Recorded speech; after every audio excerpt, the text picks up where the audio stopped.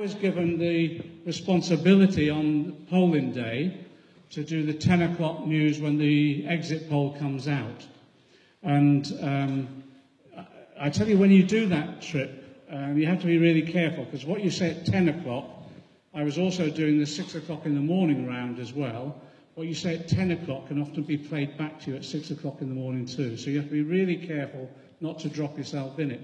And I was on with Michael Fallon, the Tory MP, who actually as an individual I talked to, and he's perfectly civil and all the rest, but when he goes on TV and when he's in the Commons chamber, he's really rough trade. He's quite a heavy number when you're debating with him, and he's stooped to all sorts of tricks. We went on together, and the exit poll came out, and blood drained from his face. And we both made a comment, and I did the usual, well, it's only an opinion poll, it's too soon to tell, and all that sort of thing, so as not to be very careful not to drop us in it in case things did change during the night. Although I was convinced that was a reflection of actually what was going on. And then when the cameras went off us, Michael Fallon almost held my hand and said, "It can't be right, John, can it? It can't be right." And he was in a state of absolute panic, because it literally turned, that week of the publication of the manifesto, absolutely turned. The debate transformed itself. And I think the reason the debate transformed itself is because what we put in here was literally what people had been telling us at meetings like this all around the country for maybe nearly 18 months or so. I have a problem with little red books, as you know, so I have to be extremely careful. And that's what happened. We obviously didn't win the election, we didn't get a majority, and we didn't become the largest party.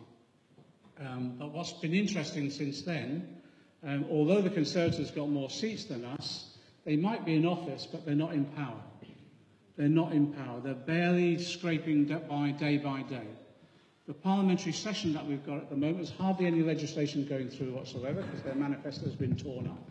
And anything they want to do, they have to go to the DUP, the 10 DUP members of Parliament from Northern Ireland, to ask their permission to do it. And I said in a debate in Parliament a couple of weeks ago, the DUP got £1 billion out of the Tories to prop them up and keep them in power. That's £100 million a vote. And that's exactly what they've done. It was a bribe. We can't go on like this. We just can't go on like this. Not when we're facing Brexit, not when we're facing huge issues within our public services collapsing around our ears. So what we're trying to do, to be frank, is bring this government to an end as quickly as we possibly can. And that means opposing them on a daily basis. The Tories themselves are ripping themselves apart. It's just extraordinary. And from day to day, you're never sure which particular coalition in the Tory party are actually in the ascendancy on that particular day. So that's why we're still on a general election footing. And on that basis, we think if we continue this campaign, we have a real opportunity of getting a Labour government. And this isn't just about party politics. Our country desperately needs a Labour government at the moment.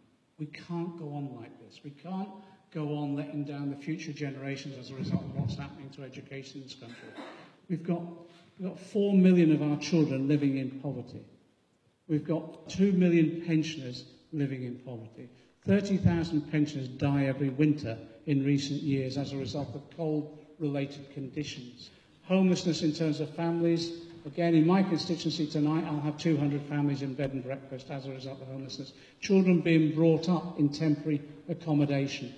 And at the same time, our infrastructure falling about our ears. We've become less competitive in terms of economy with the rest of Europe. Growth falling back. Business investment falling back. Wages, we're the only developed country where the economy's slowly been growing again, but wages have fallen back as well. We cannot go on like this. We desperately need a Labour government. So the task for all of us is to recognise that we've got to do everything we possibly can. Continue campaigning, continue recruiting, continue putting the arguments out there. And all that we do renders sooner the potential of that Labour government. Thanks a lot.